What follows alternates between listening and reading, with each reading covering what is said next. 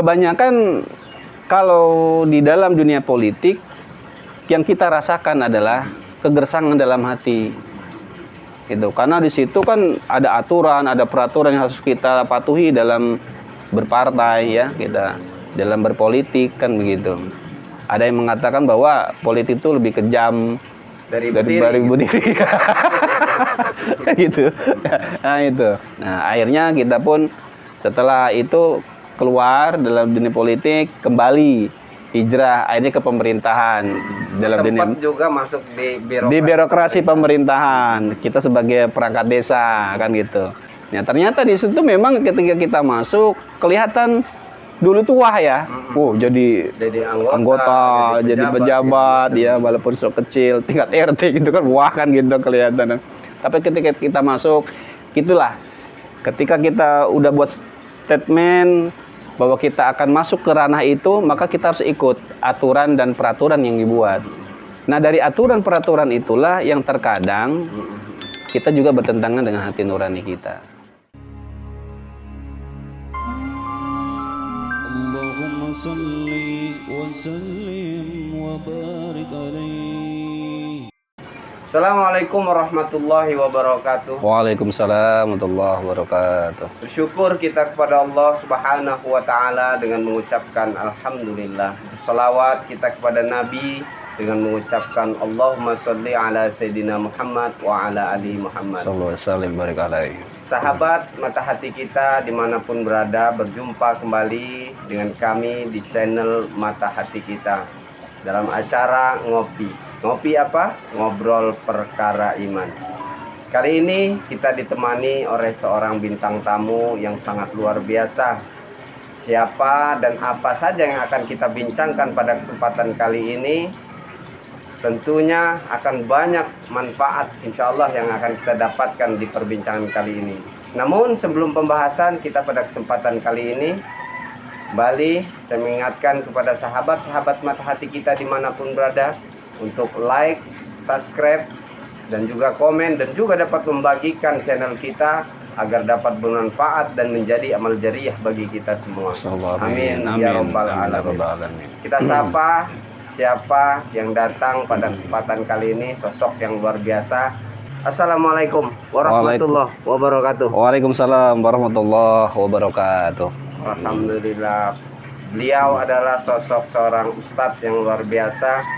Nanti kita akan banyak ngobrol-ngobrol dengan beliau. Namun sebelum itu mungkin kita akan cobain dulu kopinya ini, Pak. Iya. Ya, kita Alhamdulillah ada kopi ini. Bismillahirrahmanirrahim. Allah. Aduh, nikmat sekali ya. Nikmat, Pak ya. Alhamdulillah. Enggak, karena nggak sakit gigi, nikmat nih. Iya, kalau sakit gigi nggak bisa, nggak Pak bisa. Ya. Nah, ini Pak Cecep. Ini channel Mata Hati kita. Kita ini ngopi ini ngupas perkara iman, Pak. Mulai dari perspektif tentang sebuah kehidupan, bahwasanya setiap manusia ataupun setiap orang itu punya pengalaman, Pak. Nah, di sini sebelum berangkat untuk kita obrolan yang lebih dalam, mungkin kita mau berkenalan dulu dengan Pak Cecep ini. Monggo, Pak. Ya. Alhamdulillahi wa syukurillah wala haula wala quwata illa billah. Asyhadu alla ilaha illallah wa asyhadu anna Muhammadan abdu wa rasuluhu wa mawalah. Amma ba'du. Anugerah dan nikmat bagi saya. Amin, amin. Bisa ngopi. Selain ngopi kopi beneran, kita juga ngobrol, yaitu ngopi obrolan tentang iman, perkara iman. Jadi betul Ustaz bahwa alhamdulillah saya perjalanan waktu sudah memberikan saya kesempatan, Allah memberikan luang waktu Allah kepada saya untuk kembali saya ini, yaitu syiar agama. Nah, ini yang memanfaatkan waktu luang ini, dan waktu luang ini tentunya semuanya itu karena Allah Subhanahu wa taala. Nah, dan juga usaha kita, Ustaz. Betul. Karena kalau kita tidak berusaha meluangkan waktu, maka waktu itu tidak ada.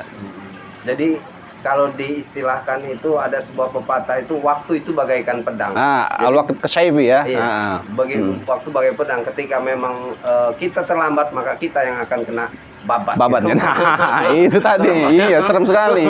Terpenggal kita oleh waktu yang disia-siakan. Itu. Nah, kalau untuk aktivitas Pak sekarang ini yang rutin dilakukan Pak Cecep sehari-hari di kegiatan ini apa Pak?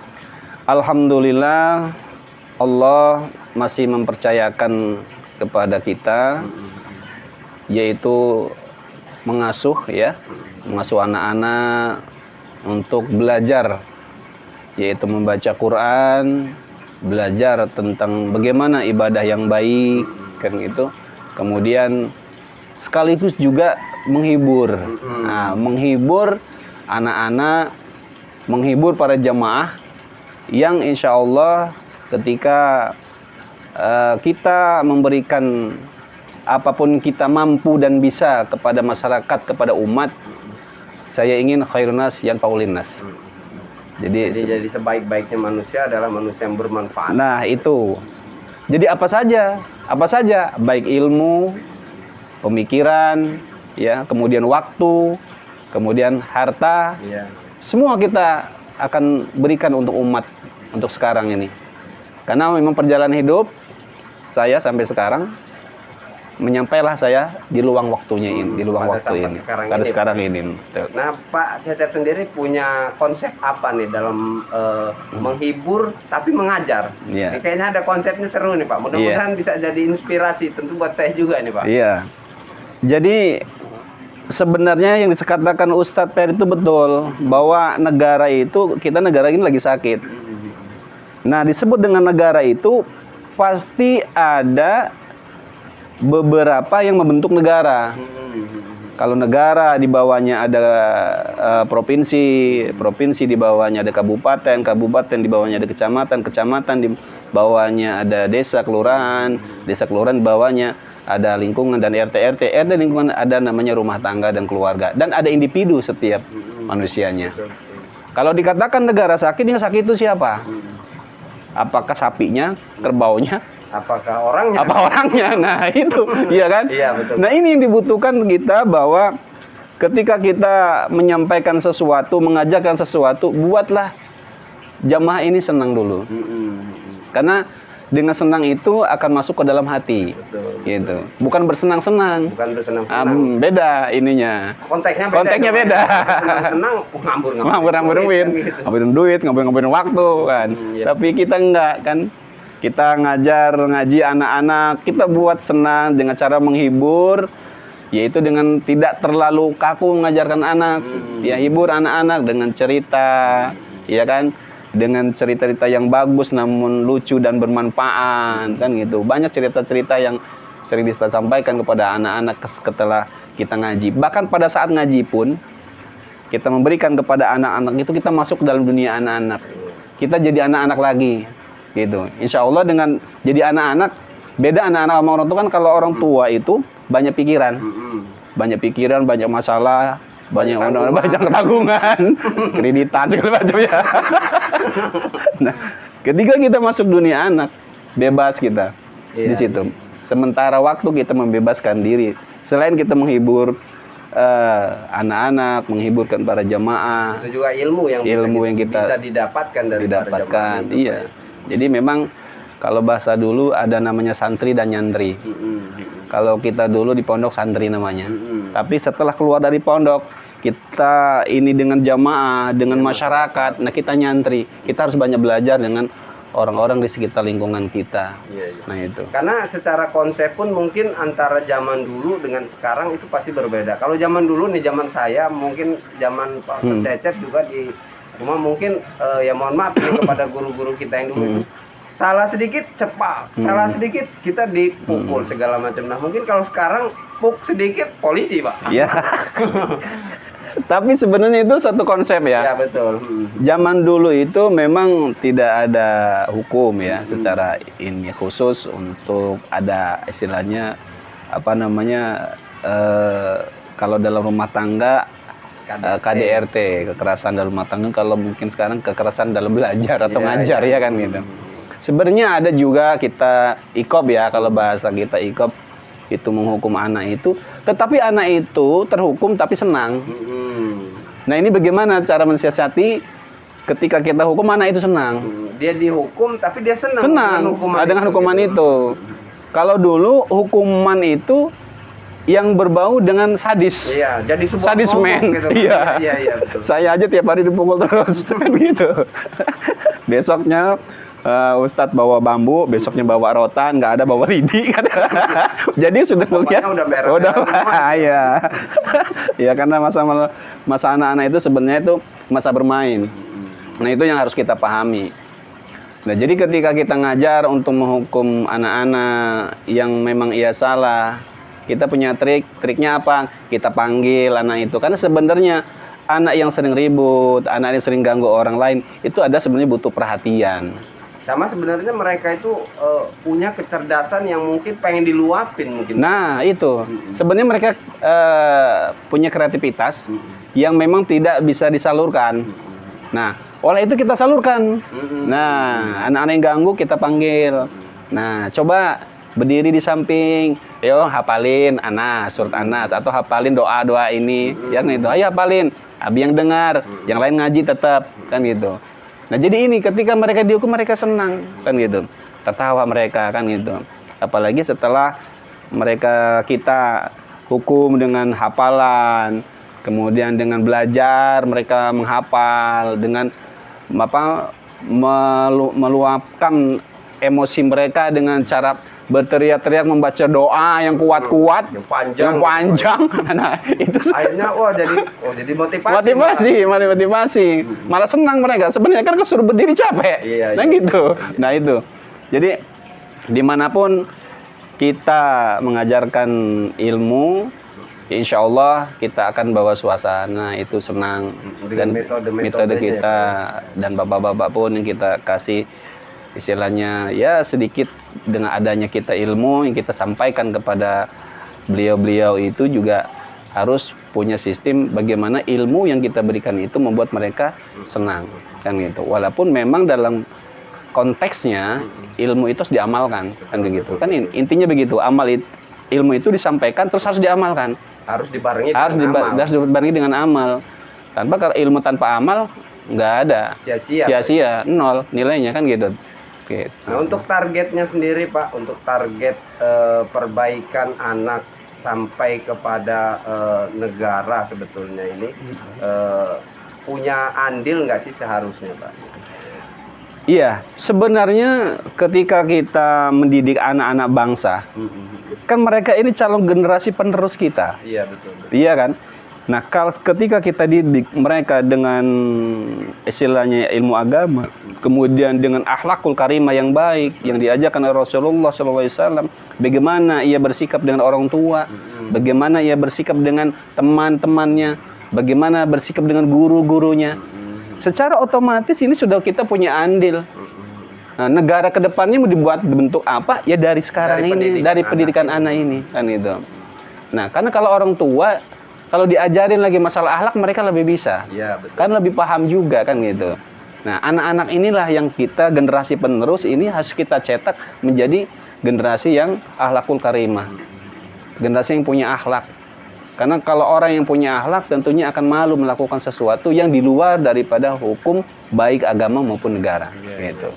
Jadi memang sangat berpengaruh ketika memang tentunya pendidikan sekarang ini kan memang yang perlu untuk ditambahkan itu sebetulnya kayaknya akhlaknya Pak. Karena ada beberapa, kalau di zaman kita mungkin dulu ada pendidikan moral Pancasila, mungkin di pendidikan dasarnya itu. Betul. Jadi akhlak anak-anak itu ketika lewat di depan orang tua atau menyapa orang tua itu kan sebetulnya pendidikan moral itu sudah sesuai dengan apa yang diajarkan oleh Quran dan hadis-hadis Nabi sebetulnya. Sekarang ini perlu mungkin ada peningkatan di pendidikan masalah itu. Betul. Karena memang yang kita ketahui bahwa di sekolah-sekolah sekarang cari di sekolah-sekolah pelajaran akidah akhlak itu sudah nggak ada. Bahkan PMP pendidikan moral sendiri itu sudah nggak ada. Nah, tanggung jawab kita lah selaku pembina masyarakat, kemudian pengajar umat. Nah, inilah kita akan sampaikan kepada mereka walaupun itu tidak tertulis secara negara, tetapi Yuk kita bareng-bareng kita bentuk anak-anak bangsa ini menjadi anak-anak yang berakhlakul karimah yang baik. Jadi jangan terus-terus kita yang menuntut pada negara harus begini, tapi mulai dari kita mungkin Pak. Nah. Mulai dari kita melakukan perubahan, pendidikan terhadap anak-anak dan juga masyarakat itu mungkin lebih manfaat dan lebih besar luas pengaruhnya mungkin Pak ya. Iya, sebenarnya semuanya juga bermanfaat. Ketika kita mendidik anak-anak bangsa ini, kita didik secara agama, kita didik secara akhlakul karimah, itu secara langsung untuk kedepannya negara ini akan berubah. Nah, orang-orang pun yang punya kesempatan untuk merubah akhlak-akhlak, maaf secara ini pejabat-pejabat kita, kemudian istilahnya pegawai-pegawai negara kita, kan gitu, kemudian masyarakat semuanya, semua lini, bukan pegawai pejabat saja tapi semua lini, pedagang, pengusaha, semuanya kalau mereka berakhlak karimah yang baik, insya Allah negara akan sejahtera.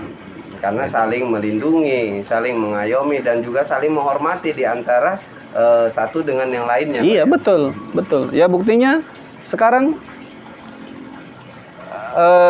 negara kita kan lagi kekurangan minyak goreng. Kan lucu. Kalau kita lihat bahwa negara kita ini kan banyak perkebunan kelapa sawit. Tapi lucunya minyak goreng langka nih. Ini kenapa kan gitu? Ini ada apa? Ada apa ini kan gitu? Apakah ini kesalahan pemerintah? Banyak menyalahkan pemerintah. Tetapi daripada sebenarnya khususnya adalah itu tadi, karena banyak pedagang, pengusaha kita tidak berakhlak, tidak memikirkan orang lain, tidak bermanfaat bagi manusia, kan segitu. Jadi maunya itu ya cari keuntungan sebesar-besarnya, kan itu. Kalau nggak untung nggak mau. Kan gitu. Ini Pak, ada nggak kritik-kritikan nih? Tentunya di dunia pendidikan saat ini tuh, kira-kira ada masukan ataupun kritikan lah ya Pak ya, untuk tentunya yang membidangi urusan pendidikan ini yang memang saat ini kayaknya lagi perlu, krisis, ya. Apalagi di zaman daring sekarang ini kan, di zaman pendidikan yang memang nggak tatap muka ini kan, banyak hal-hal yang memang akhirnya anak-anak ini jadi nggak belajar, jadi anak-anak ini malah ujung-ujungnya nge-game dan lain sebagainya. Nah, menurut Pak Cip ini gimana? Iya, tentunya kita tidak bisa menghindar daripada zaman yang memang sedang keadaannya sakit, kata Ustadz Ferry tadi, baik fisik maupun psikisnya ya. Fisiknya ini kita diterpa oleh virus, ya kan? Kemudian ada yang tiba bencana alam, banjir, longsor, gempa di mana-mana kan itu. Nah, kemudian secara mental tentu anak-anak yang belajar daring ini itu mentalnya juga akan terganggu. Kenapa? Lucunya, ini lucu sekali. Kan sebenarnya yang guru hanya memberikan tugas kepada anak-anak. Setelah itu kan nggak bisa ngelihat siapa yang ngerjain tugas. Nah, itu bapak, entah bapaknya, entah ibu, atau kakaknya kan gitu, atau manggil tetangganya, ya kan kita nggak tahu. Yang jadi masalahnya adalah ibu-ibu dan bapak-bapak ribut. Gara-gara memang nggak bisa ngajarin anaknya, nggak bisa menjawab soal yang diberikan oleh gurunya. Yang jadi masalah akhirnya anak yang ditekan. Nah, psikis anak tentu ini akan sangat-sangat berpengaruh. Maka dunia pendidikan secara daring ini menurut hemat saya kurang pas untuk disebut pendidikan. Itu hanya transfer alternatif yang memang ya memang kondisinya juga begitu Pak ya. Jadi memang kondisi ini tidak bisa kita jauhi. Memang pada saat ini memang kita harus prihatin juga. Tetapi saya menghimbau kepada mungkin dunia pendidikan, sesekali harus ada tatap muka dengan guru. Kemudian kepada guru-guru pun harus paham bahwa anak-anak yang diberikan tugas nggak usah banyak-banyak soalnya. Soalnya banyak 25, yang bisa jawab cuma 2. Kemana nyarinya? Sisanya kemana? Gitu. Kan, akhirnya yang pinter Google Google terus kan gitu. Bahkan kadang-kadang beda antara kita seorang guru mendidik anak murid dengan seorang orang tua mendidik anaknya. Nggak sabar Iya, pasti. Yang jelas di situ nggak sabar orang tua mendidik anaknya itu. Akhirnya terjadi apa? Kekerasan fisik juga sering di situ. Ucapan yang kasar, saking meluapkan jengkelnya orang tua dan anak menjadi ketakutan. Nah, inilah kenapa kita di sini datang kepada masyarakat, kepada anak-anak, supaya anak-anak itu ketika dengan kita merasa terhibur dan senang ya untuk belajar agama. Gitu. Nah, korelasinya Pak, sistem pendidikan kita saat ini dengan pembangunan karakter anak ataupun akhlak anak itu yang menarik ataupun yang kira-kira bisa diterima dengan anak itu kira-kira lebih spesifiknya itu ada Pak? Iya.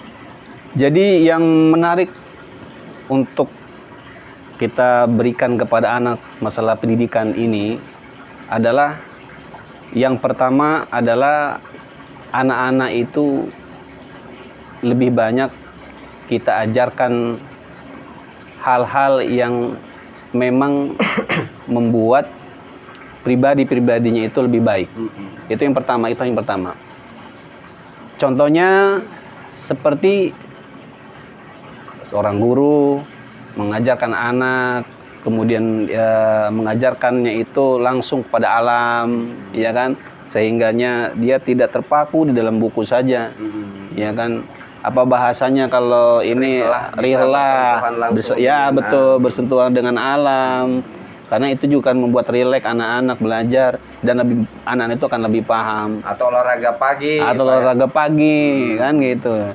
Kemudian kalau ilmu itu kan bisa ditransfer, tapi akhlak itu perlu pembuktian, perlu contoh.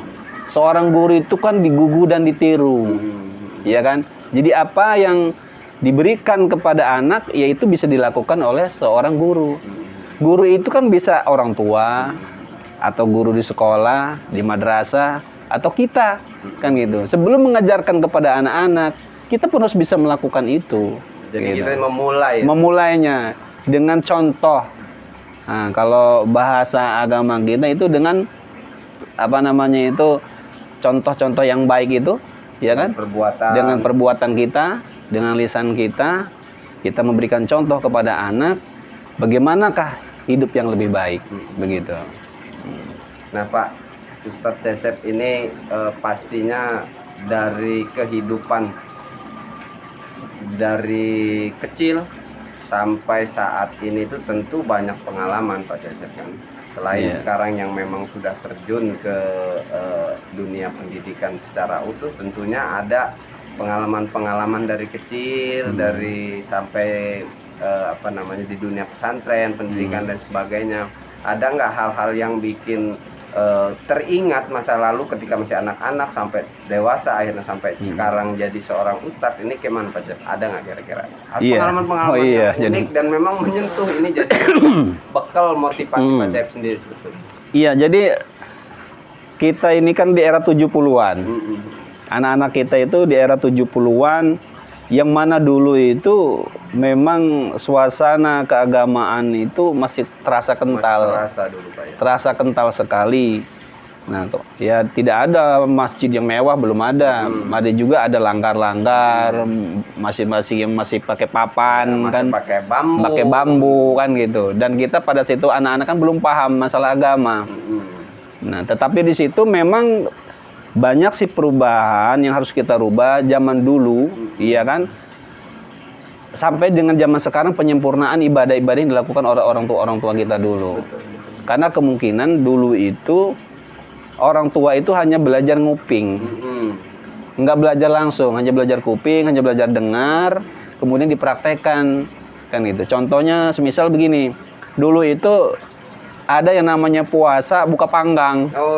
Buka panggang terakhir sebelum hari raya Idul Fitri, tengah hari itu kan dari pagi itu biasanya di daerah kita itu ada nyembelih kambing, sapi gitu. Nah, itu tengah hari itu wajib kita buka panggang, membatalkan puasa, makan panggang tadi, sate ya gitu yang daging dipanggang.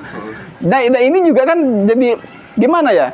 Jadi nggak nyampe sebulan lah puasa itu, kan gitu. Jadi cuma 29 hari kan? Iya, 29 hari itu. Nah, dasarnya ini dari mana kan gitu ajaran ini. Nah, itu pun dari semenjak anak-anak saya itu belajar dengan ustadz-ustadz kampung lah ya, ustadz kampung, pondok-pondok daplok gitu, ya kan. Nah itu sampai pindah, ya kan. Nah kemudian sudah kita lulus SMA, kemudian kita kuliah 1 tahun, selesai di 1.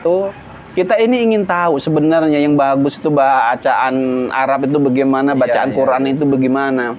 Karena selama ini yang kita ketahui antara ustadz ini dengan ustadz itu agak beda. Yang ini A begini, yang ini A begini, Iya, A begini. Kan gitu. Kalau bahasa kalau Sunda alif b t c, ya kan. Kalau orang Jawa itu ain itu kan nga, kan gitu. Nah ini kok begini. Kemudian yang terjadi di masyarakat kita pada saat itu kan kadang-kadang sholat tarawih jam kecil saya dulu itu yang lucu lah, kalau bagi saya lucu, tapi juga mudah-mudahan Allah mengampuni, ya kan gitu. Karena ketidaktahuan ya masyarakat kita, jamaah di masyarakat kita pada saat itu sholat tarawih itu ya seperti mainan, kan gitu. Ketika imam baca ghairil maghdubi alaihim waladdallin, amin, sambil lari, sambil buka jendela, nanti balik lagi. Pernah waktu zaman saya mengalami seperti itu, masih ya itu tadi karena mungkin pemahaman mungkin Pak Cet ya. Iya, pemahaman itulah. Nah dari situ itulah kita zaman kecil kita kok begitu kan gitu. Kemudian udah kita besar, lulus SMA, kita ingin tahu dari pesantren mondok istilahnya di Kobong-Kobong itu ya masuk pondok pesantren kampung ya. Kita belajar lagi. Akhirnya saya hijrah lah sekolah, nggak lanjut kuliah dulu saya. Langsung di Gontor saya gitu. Hanya beberapa waktu saja di situ juga karena terkendala beberapa hal, ya kan. Nah, itulah di sana itu barusan diajarkan bagaimana sebenarnya kita berbicara bahasa Arab.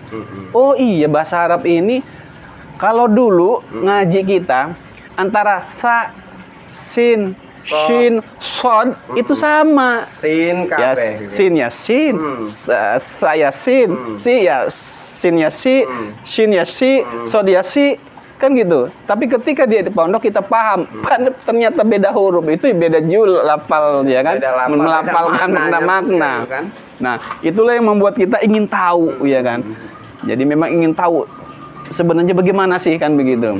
Nah, akhirnya ketika saya pulang dengan ilmu yang sedikit yang saya dapatkan itu yang saya manfaatkan di masyarakat, akhirnya saya rubah yang dulu di masjid itu, ini Ustadz, itu namanya bahasa kami itu ngeriung, itu kan tabur.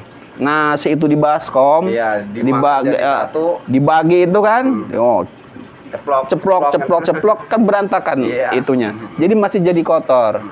Nah pada saat itu saya dipercaya sebagai ustadz lah di situ, ustadz kecil lah di situ ya. Baru belajar ustadz gitu kan, belajar di ustadz kan gitu. Nah saya mengimbau kalau mau ngeriung dirubah pakai besek. Nggak usah lagi pakai ambeng, pakai tumpeng kan gitu, pakai baskom bekakaknya itu. Jadi pakai besek aja kan gitu.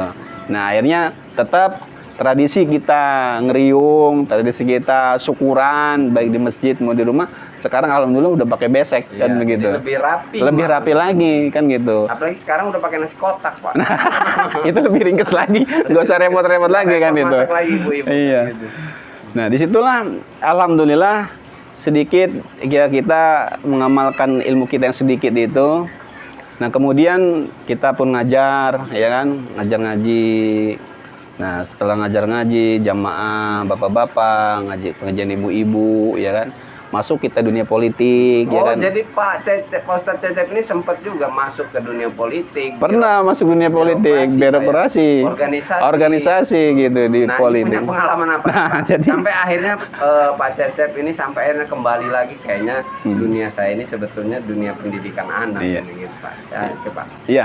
Jadi ketika kita terjun di dalam dunia politik, itu kalau ibarat kita itu mimpi makan roti, singkong nggak pernah dimakan, ujung-ujung juga lapar, gitu.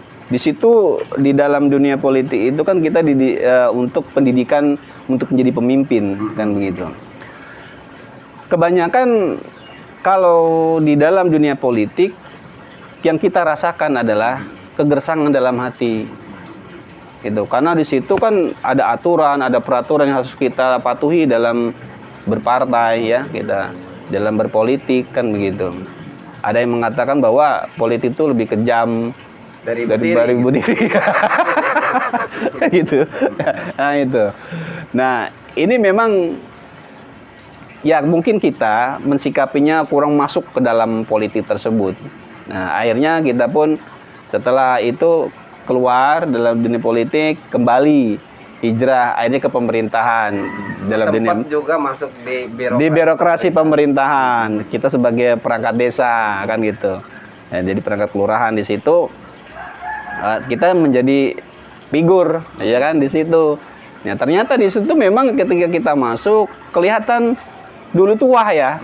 Jadi anggota, jadi pejabat gitu. Ya walaupun sudah kecil, tingkat RT gitu kan wah kan gitu kelihatan. Tapi ketika kita masuk itulah ketika kita udah buat statement bahwa kita akan masuk ke ranah itu, maka kita harus ikut aturan dan peraturan yang dibuat. Nah, dari aturan peraturan itulah yang terkadang kita juga bertentangan dengan hati nurani kita. Jadi sesuatu hal itu kadang-kadang yang seharusnya bukan keinginan kita, akhirnya mau nggak mau karena memang ini udah aturan Pak ya, mau kita harus ikuti. Harus ikuti. Tergantung risikonya nanti. Nah, contoh nih Pak, contohnya apa?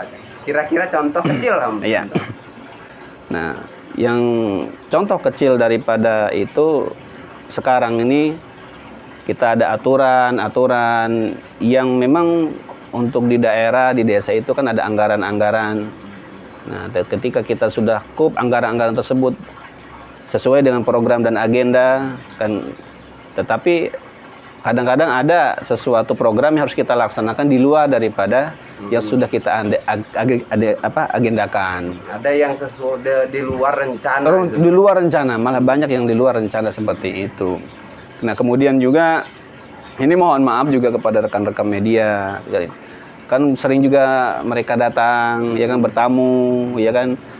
Nah, yang memang dianggapnya bahwa jadi pejabat, ya kan, pejabat itu banyak duit. Padahal kita itu kan bukan bekerja cari duit di situ. Kita ini kan mengabdi, ya kan, kepada masyarakat. Tetapi karena mereka bertamu, tentunya ya kita minimal ya kan menyediakan air, apapun yang kita bisa kita sediakan, kopi, roti ya kan, kita sambil ngobrol, ya kan, pada saat makan siang kita makan siang, ya kan gitu. Padahal kita tidak tentu tiap hari dapat duit dana kan gitu. Dari mana kita? Ya terpaksa kan kita. Iya. Tentunya kan nggak mungkin bisa kita ngambil dari uang anggaran. Nggak bisa ngambil anggaran kan gitu. Tetap kita akhirnya ngambil dari yang lain kan gitu. Nah itu. Jadi di sini juga bahwa yang dipandang masyarakat, dipandang mungkin oleh anak bangsa menjadi pejabat itu kok enak, jadi pegawai istilahnya kok istilah nikmat, ya kan, senang, belum tentu, tergantung kita mensikapinya, tergantung kita membawanya, niatnya apa dulu kita, ya kan, niatnya apa dulu, diawali dengan keikhlasan atau tidak, ya kan, atau memang kita ada target-target, kan gitu, ada target-target. Nah, padahal di situ ketika kita menjadi perangkat, menjadi pegawai adalah untuk melayani masyarakat, kan itu akhirnya tidak sesuai yang dengan hati nurani. Saya kembali kepada dunia saya, yaitu dunia mengajar. Nah, standarisasi nih Pak Cecep, standarisasi akhlak ketika orang ini di generasi lah ya, generasi itu yang dikader menjadi seorang pemimpin, itu sebaiknya itu seperti apa Pak Cecep? Dari awalnya supaya mereka nantinya itu nggak terjerembab gitu atau terjerumus ke hal-hal yang di luar syariat ataupun akhirnya sampai ya maafnya kata sampai korupsi dan lain sebagainya. Itu gimana Pak? Iya. Jadi yang kita harapkan adalah generasi-generasi penerus kita yang insya Allah bersama-sama kita bina untuk kedepannya bagaimana bangsa ini lebih maju dan lebih sejahtera. Kita cetak kader-kader yang mempunyai budaya malu, ya kan? orang-orang kader yang memang bekerja keras lillahi ta'ala, iya kan? Kemudian kita cetak kader-kader yang berilmu. Karena ada suatu pepatah yang indah yang sering saya sampaikan, ketika orang berilmu, hidup itu akan menjadi mudah. Dan ketika orang itu beragama, maka hidup itu akan menjadi terarah. Nah, ini satu filosofi yang sangat indah sekali, kan gitu. Nah, dengan ilmu itulah yang kita harapkan generasi-generasi penerus bangsa kita ini menguasai ilmu-ilmu yang memang di bidangnya. Sehingga dengan ilmu-ilmu itu anak-anak bangsa kita akan lebih mudah menjalankan kehidupan dan penghidupan dan kehidupannya, kan gitu. Hidup berhubungan dengan masyarakat, penghidupan kehidupan berhubungan dengan Allah, kemudian penghidupan dia berhubungan bagaimana ia untuk mendapatkan rezeki yang halal dan barokah, gitu. Ya mau jadi apa aja ya silahkan gitu. Silakan. Ketika memang masih muda, ketika memang masih mampu silahkan. Hanya mungkin sesuaikan dengan tuntunannya. Iya. Gitu. Iya, sesuai dengan tuntunannya, sesuai dengan bidangnya. Tapi satu, lillahi ta'ala. Karena pertanggungjawaban seorang nanti pemimpin pun akan sangat sangat berat sekali. Betul karena memang kita ketahui bahwa seorang pemimpin itu akan diminta pertanggungjawaban di hadapan Allah dan di hadapan manusia sesuai dengan lagu Roma Irama. Nah, Pak Cecep sendiri sekarang kan udah khusus mengajar atau ada aktivitas lain, Pak? Selain mengajar ini kan ada nggak aktivitas lain yang memang untuk memenuhi standar ekonomi lah, Pak? Oh iya. Jadi memang Ustadz, hidup ini kan pilihan. Iya, betul. Nah, tergantung kita nih milih, ya kan? Nah, untuk usaha juga gitu, tergantung kita milih.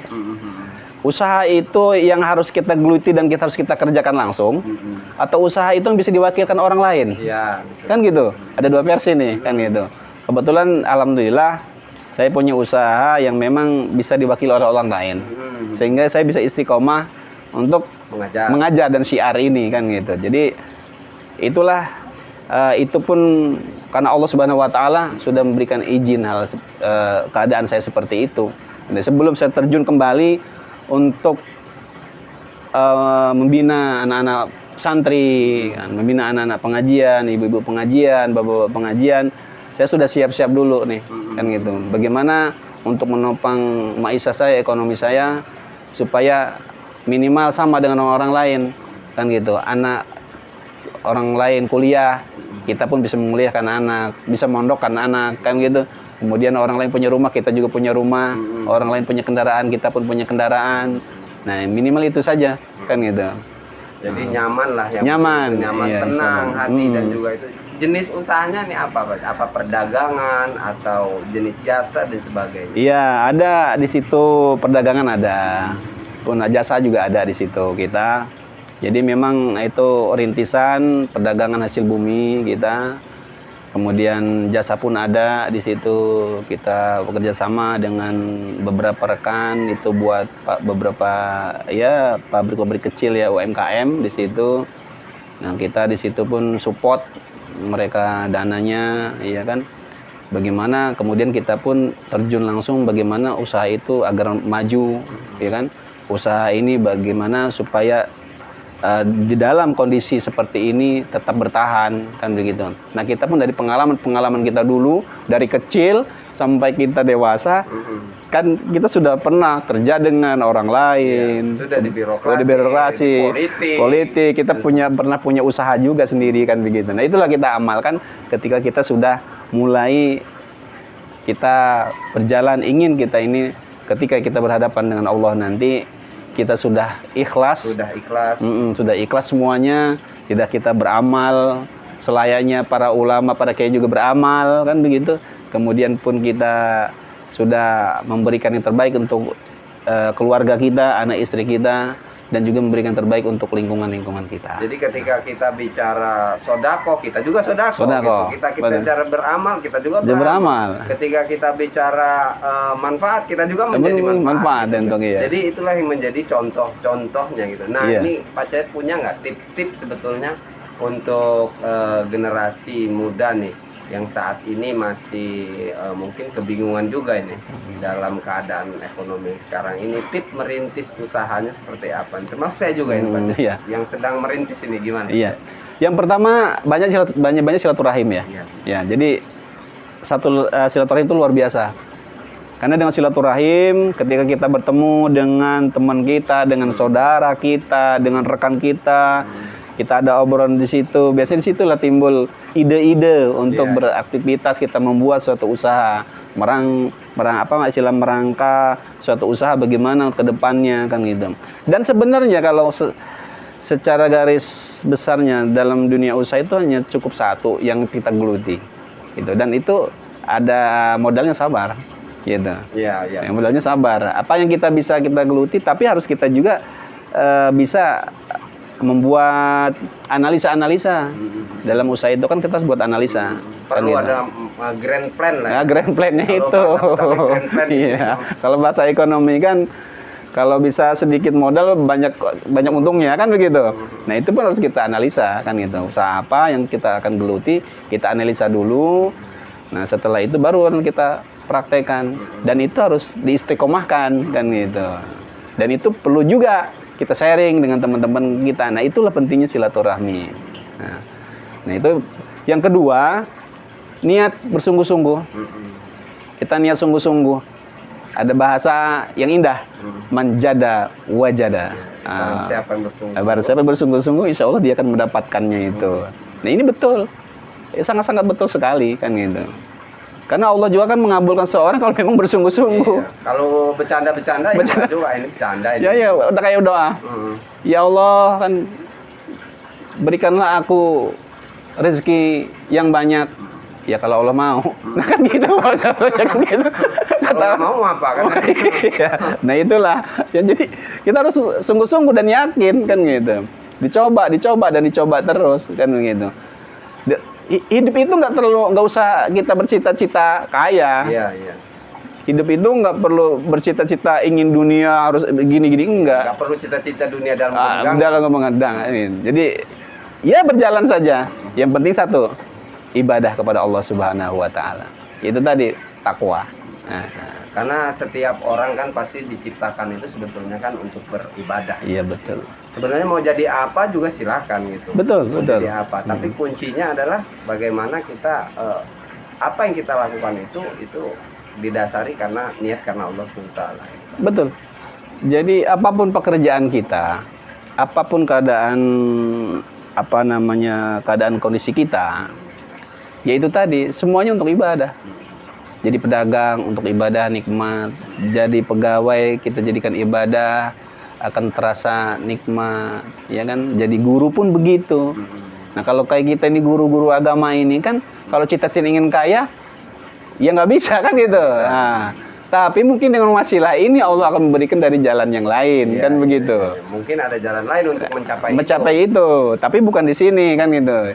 Yang penting satu, niatkan dengan ibadah. Niat karena Allah. Niat karena Allah Subhanahu wa taala, karena kita takwa kepada Allah Subhanahu wa taala. Nah, ada nggak ini Pak Cep materi kewirausahaan di saat Pak Cecep mengajar itu untuk para bapak-bapak pengajian, ibu-ibu pengajian? Kadang-kadang kan seorang ustadz atau seorang kiai itu kadang-kadang kan sering didatangi sama jemaah itu dimintain sesuatu saran. Ada yang minta doa aja kan gitu. Ada yang minta Pak Cep minta sih tolong Pak Ustadz ini gimana nih. Mungkin ada solusi-solusi itu pernah nggak ada kayak gini? Oh ada, iya ada. Kadang-kadang berjamaah itu kan minta pendapat kita bukan masalah agama saja, bukan masalah konflik rumah tangga, bukan masalah konflik di masyarakatnya, tetapi kadang-kadang juga masalah ekonomi, kan begitu. Nah kita ini selaku pengayom, ya kan, istilahnya masyarakat dan umat minimal tahu, kan begitu. Minimal tahu apa sih solusinya untuk masyarakat kita yang memang butuh, kan begitu. Kita hanya memberikan solusi. Selebihnya tergantung ya, kembali sungguh-sungguh atau tidak, kan begitu. Nah ini ya kadang ada jamaah-jamaah yang memang minta solusinya. Pak saya lagi nganggur, saya di PHK kan gitu. Nah terus saya tanya punya modal enggak? Enggak kan gitu. Ya kalau nggak punya modal ada peribahasa saya bilang gitu. Ya kan, modal dengkul bawa mikul. ya kan? Iya benar betul. Ya iya, sekarang punya modal nggak, ilmu pun nggak. Jadi coba dulu modal dengkul bawa mikul, ya kan? Nah, kita salurkanlah kepada rekan-rekan kita yang punya perusahaan-perusahaan untuk bekerja, ataupun memang ada rekan-rekan kita yang jadi pemborong, jadi ahli bangunan untuk ikut-ikut kerja, kan begitu. Kita hanya ngasih solusinya saja, kan itu. Ya itu tadi pentingnya silaturahim. Nah, penting silaturahim itu. Kadang-kadang Ustadz juga punya solusi Pak ya. Ya. Oh ini saya punya temen nih. Iya, nah. Kamu kesana aja kan gitu. Iya, jadi memang kita ini ilmu itu kan bukan ilmu agama saja. Iya Pak. Iya kan? Kata Rasulullah SAW, man uridud dunia fa'il bi ilmi. Kalau siapa ingin dunia, maka dengan ilmunya. Kan gitu. Ya kalau maunya contoh tukang bangunan, dia nggak tahu ilmunya, suruh masang bata, yang ada juga berantem sama centongnya. Bisa gebuk. Jadi kayak gue centongnya itu kan. Karena diberikan kepada orang yang bukan ahlinya. Tapi kalau bisa ahlinya, kecil kan gitu. Iya. Masang bata dengan mudah, kan begitu. Begitu juga masalah akhirat. Man aradal akhirah fa'il bi ilmi. Barang siapa ingin akhirat, ya dengan ilmunya. Lah kita mau masuk surga nggak tahu caranya. Ya kan? Tata cara sholat. Tata cara sholat bagaimana? Hanya ngedengar, hanya ngelihat tapi nggak mau tanya dan belajar. Nah, bagaimana kita akan mendapatkan itu? Kan itu. Nah, harus dengan ilmu semua. Man aradahu fa'il bi ilmi. Barang siapa ingin dua-duanya juga dengan ilmu. Begitu. Kita nggak bisa meninggalkan dunia. Karena ke apa? Kita masih hidup di dunia. Pun kita nggak bisa ingin ke akhirat, kita masih dunia. Iya. Kan gitu. Jadi harus seimbang. Harus seimbang dalam hidup ini. Lakukanlah dunia untuk bekal ke akhirat. Nah, itu tadi. Niatkan semuanya lillah ta'ala. Itu. Ya, dalam kehidupan ini semua orang pasti ada masalah. Bohong kalau tidak ada masalah. Ya, mulus-mulusnya Enggak mungkin. Orang kaya ada masalah. Orang kaya itu kelihatan kaya. Ketika orang itu masih banyak keinginan, itu belum disebut kaya. Tapi kalau orang sudah nggak punya keinginan apa-apa, dia merasa cukup dengan ada yang sedikit, kan itu termasuk kategori pengertian takwa, ya kan? Jadi dia merasa cukup. Yang diberikan oleh Allah yang sedikit itu, apapun bentuknya, udah punya istri, punya anak, punya rumah, punya pekerjaan maupun hasilnya pas-pasan, ya kan? Kalau disyukuri itu nikmat. Persoalan yang ada kita carikan solusi, ya kemudian dirasakan, kemudian kembali takarub kepada Allah, lillahi ta'ala, insya Allah itu pun nikmat. Dan juga selalu merasa diawasi Allah. Nah, jadi setiap langkah kita, setiap gerak kita, ketika kita selalu merasa diawasi oleh Allah Subhanahu wa Ta'ala, maka kita pun menjadi lebih merasa dekat sama Allah. Betul. Bahkan juga mau berbuat yang aneh-aneh. Betul. Dan juga hati juga mungkin semakin tenang. Betul. Karena satu yang tidak bisa dilakukan oleh Allah, bohong. Bohong. Tidak bisa dilakukan oleh Allah itu bohong. Sedangkan Allah udah janji nih, ya kan? Janji oleh nih. Wa may yattaqillahu yaj'alhu makhrazan wa yarzuqhu min haitsu la yahtasib. Allah ya kan? akan memberikan dari yang yang penting takwa. Ini terakhir Pak Cecep, mungkin sebelum ini sudah masuk waktu asar, kita mau nanya terkait persoalan toa nih Pak Cecep. Ada nggak kira-kira menurut pandangan Pak Cecep? Kadang kan polemik di masyarakat ini berbeda-beda. Ada yang begini, ada yang begini, ada yang oke lah gitu karena ini dekat kampungnya orang Kristen, perlu kita atur strateginya supaya toa ini nggak mengganggu. Mungkin kalau di kampung orang yang di situ memang Muslim semua, ya mau dikuat-kuatin juga nggak ada masalah kan gitu. Nah menurut Pak Cecep sendiri ada nggak ini? Iya, ini kan berkaitan dengan toa, ya kan? Kalau secara kita lihat garis besar hukum toa kan nggak ada. Itu kan kebijakan. Jadi memang toa ini sebagusnya digunakan yaitu untuk ibadah kepada Allah. Bagaimana caranya? Ya dengan suara yang indah, dengan suara yang baik. Ya kalaupun berteriak-teriak, jangankan orang di luar Islam, orang Islam aja kan merasa terganggu. Tetapi yang kita tidak sukai itu kalau azan disamakan dengan yang lain aneh-aneh. Nah itu yang saya nggak setujui.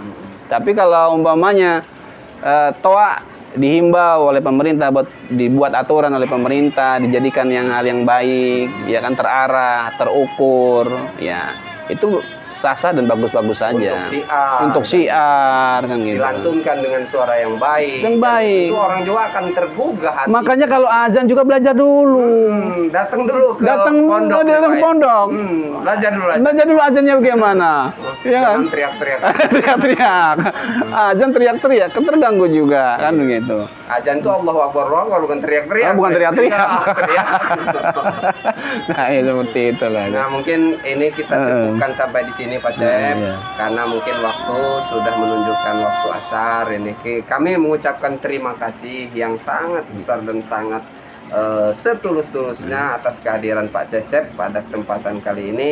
Mudah-mudahan Pak Ustadz Cecep semakin berkah ilmunya, amin, semakin manfaat ilmunya, amin, semakin tambah juga kesehatannya, amin, dan juga semakin dinaikkan derajatnya oleh Allah. Amin ya Allah. Amin, amin, amin. Terima kasih Pak Cecep atas kehadirannya. Sebelum saya mau nyapa pemirsa dulu. Ya, silakan. Pemirsa, mata hati kita dimanapun berada, demikianlah perbincangan kita pada kesempatan kali ini. Mudah-mudahan apa yang kita bincangkan pada kesempatan kali ini dapat menjadi sumber referensi, sumber informasi, dan juga sumber motivasi bagi sahabat-sahabat dimanapun Anda berada. Jangan lupa untuk selalu menyaksikan channel Mata Hati kita di saat apapun, di waktu kapanpun. Saya akhiri, wallahul muwaffiq ila aqwamit thoriq. Wassalamualaikum warahmatullahi wabarakatuh. Waalaikumsalam warahmatullahi wabarakatuh. Sama-sama.